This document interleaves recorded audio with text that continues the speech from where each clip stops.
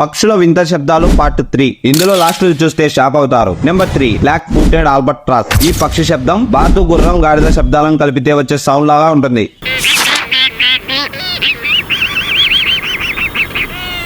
Number 2 Atlantic puffin. ఈ పక్షి శబ్దం రేస్ బైక్ స్పీడ్ గా పోయేటప్పుడు వచ్చే సౌండ్ లా ఉంటుంది.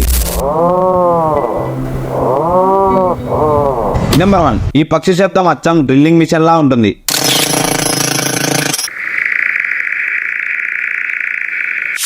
ఇందులో ఏ పక్షి శబ్దం వింతగా ఉందో కింద కామెంట్ చేయండి.